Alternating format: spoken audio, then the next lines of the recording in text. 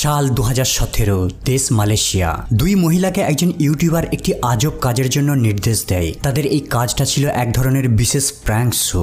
এই প্র্যাঙ্ক শোতে তারা অপরিচিত লোকেদের কাছে গিয়ে তাদের মুখে অয়েল লাগাবে, এরপর তাকে গিয়ে সরি বলবে আর তারপর তারা ফিরে যাবে। আর এই কয়েক মিনিট কাজের জন্য ওই ইউটিউবার তাদের প্রত্যেক প্র্যাঙ্কের জন্য 100 থেকে 150 করে ডলার পেমেন্ট করবে। এই দুই মহিলা ওই ইউটিউবারের ডিলটাকে খুশি মনে গ্রহণ করে। ওই ইউটিউবার তাদেরকে দূর থেকে ডিরেকশন দিত কার মুখে অয়েল লাগাতে হবে, এরপর তারা টার্গেট ব্যক্তির সাথে প্র্যাঙ্ক করত।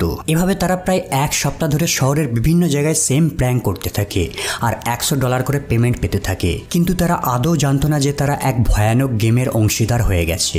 এরপর সময় আসে 13 ফেব্রুয়ারি 2017 সাল। ওই দুই মহিলাকে মালয়েশিয়ার কুয়ালালামপুর ইন্টারন্যাশনাল এয়ারপোর্টে নিয়ে আসা হয় আর এখানে তাদেরকে প্র্যাঙ্ক করার জন্য টার্গেট দেওয়া হয় একজন বিশেষ ট্রাভেলার। ওই ইউটিউবার তাদেরকে ইশারা করে টার্গেট দেখিয়ে দেয় আর দুই মহিলা তাদের হাতে তেল লাগিয়ে অন্যান্য দিনের মতোই সেম ভাবে ওই ব্যক্তির মুখে তেল ঘষে দেয় আর তাকে সরি বলে সেখান থেকে পালিয়ে যায়। কিন্তু এবারের প্র্যাঙ্কটা ছিল সম্পূর্ণ ভিন্ন প্র্যাঙ্ক। 20 মিনিট পরেই টার্গেটের মৃত্যু হয়ে যায়।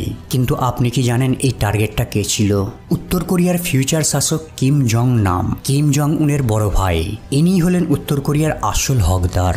কিন্তু এই দুই মহিলা অজান্তেই কিম রাজবংশের একজন ফিউচার ডিক্টেটরকে হত্যা করে দেয়। তবে এই হত্যাটা কোনো মিস্টেক ছিল না, ঠান্ডা মাথায় অনেক পরিকল্পিতভাবে তাকে হত্যা করা হয়।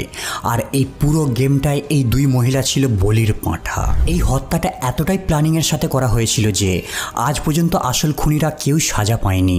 সাল 1971 উত্তর কোরিয়ার সুপ্রিম লিডারের বাড়িতে প্রথম সন্তানের জন্ম হয় কিম জং নাম। প্রথম সন্তান হওয়ার কারণে উত্তর কোরিয়ানরা তাকে কিম রাজবংশের উত্তরাধিকারী হিসাবে দেখা শুরু করে। কিন্তু তার বাবার দ্বিতীয় স্ত্রীর আরো দুটো সন্তান হয়, কিম জং উন আর কিম জং চুল। কিন্তু দেশের সবাই জানে তার বড় সন্তান কিম জং নামই নেক্সট রাজা হবে।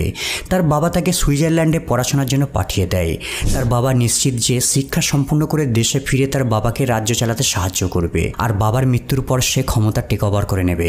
উত্তর কোরিয়ার মিডিয়ারাও তাকে নিয়ে নানানভাবে প্রোপাগান্ডা ছড়াতে শুরু করে যাতে এখানে জনগণ তাদের ভবিষ্যতের রাজাকে নিয়ে দেবতা বলে শ্রদ্ধা করতে শুরু করবে। কিন্তু সব থেকে বড় সমস্যা হলো কিম জং নামের এইসব বিষয়ে কোনো ইন্টারেস্ট নেই, কারণ সে ছোট থেকেই বিদেশে জীবনযাপন করে আসছে। এই কারণে তার বিদেশের কালচার খুব ভালো লাগতো। নিজের জন্মভূমির তুলনায় ইউরোপে রয়েছে অনেক স্বাধীনতা। এরপর সময় আসে মে 2001। নামকে জাপানে অ্যারেস্ট করে নেওয়া হয় ফেক পাসপোর্টের জন্য।